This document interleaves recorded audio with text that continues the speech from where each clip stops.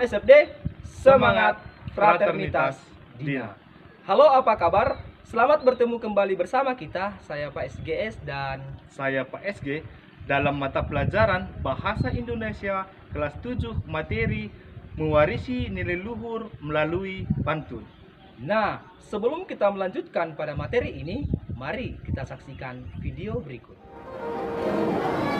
Jalan-jalan ke Tanah Jawa, banyak pantai berjejer di sini. Perkenalkan, nama aku Lisa, aku anak baru di sini.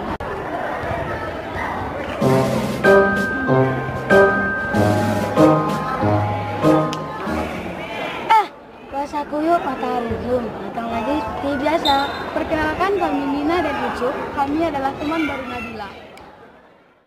Setelah menyaksikan video tersebut, apa makna yang dapat kita peroleh? Oke, sebelum kita memulai pembelajaran, Bapak akan menerangkan sedikit bagaimana tugas-tugas yang harus kalian kerjakan. Ada 3 hal yang harus dipahami dalam materi ini. Yang pertama adalah bagaimana cara untuk mengidentifikasi rima atau persamaan bunyi pada pantun. Yang kedua, bagaimana menemukan atau menyimpulkan isi dari pantun. Dan yang ketiga adalah bagaimana cara untuk menelaah struktur, baik itu dari segi sampiran, isi, maupun makna pantun. Bapak akan menjelaskan dari contoh pantun berikut. Oke, pantun berakit-rakit ke hulu, berenang-renang ke tepian. Bersakit-sakit dahulu, bersenang-senang kemudian. Bapak akan menjelaskan yang pertama adalah bagaimana cara anak didik kami untuk menemukan atau mengidentifikasi rima pada pantun tersebut. Rima adalah persamaan bunyi. Kita tahu sendiri bahwa pantun bersajak AB-AB. Artinya baris 1 dan baris 3 sama bunyi akhirnya, dan baris 2 dan keempat sama juga bunyi akhirnya. Jadi kalian cukup menentukan. Kita bisa melihat dalam pantun tersebut, baris 1 bunyi akhirnya adalah hulu, baris yang ketiga bunyi akhirnya adalah dahulu. Berarti itulah persamaan bunyinya, itulah rimanya. Dan baris kedua bunyi akhirnya adalah tepian, ya, tepian. Baris yang keempat bunyi akhirnya adalah kemudian. Jadi di situ terlihat bagaimana baris 1 dan baris 3 sama bunyi akhirnya. Jadi kalian hanya menuliskan bunyi akhirnya saja atau katanya saja. Seperti itu ya, bagaimana cara untuk mengidentifikasi rima pada pantun. Yang kedua adalah menyimpulkan makna atau isi. Kita tahu sendiri bahwa baris 1 dan 2 adalah sampiran, baris 3 dan 4 adalah isi dalam sebuah pantun. Jadi kalian hanya cukup menemukan makna pada baris 3 dan baris keempat. Maknanya apa? Kita bisa melihat tadi pantun berakit-rakit ke hulu, berenang-renang ke tepian, bersakit-sakit dahulu, bersenang-senang kemudian. Baris 3-nya tadi bersakit-sakit dahulu, bersenang-senang kemudian. Berarti disitulah kita simpulkan apa makna dari baris 3, 4 itu. Bersakit-sakit dahulu, bersenang-senang kemudian. Ya, berarti dalam memperoleh sesuatu kita harus berjuang terlebih dahulu. Nantinya kita akan memperoleh kesuksesan. Akhirnya kita akan bahagia. Berarti itulah maksud dari isi pantun tersebut. Oke? Yang ketiga adalah bagaimana cara menelaah struktur dari pantun. Cara menelaahnya cukup gampang, ya, sangat gampang cara menelaahnya.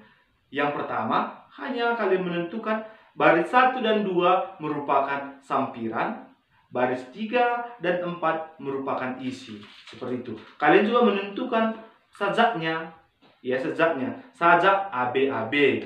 Misalnya dalam pantun yang Bapak sampaikan barusan, sajaknya sajak AB-AB, dan tentukan lagi persamaan bunyinya. Seperti itu ya. Baris 1 dan 3 sama bunyinya, tuliskan katanya. Seperti itu. Hulu dahulu, tepian kemudian. Iya, jadi hanya sebatas itu saja bagaimana cara untuk menelaah strukturnya.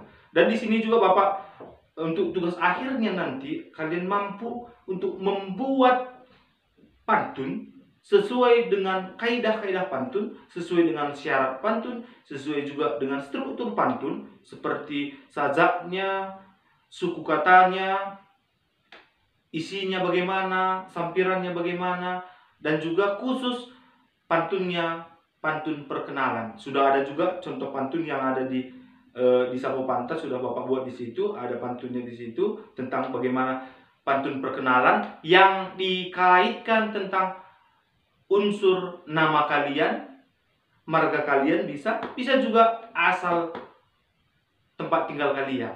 Seperti itu ya.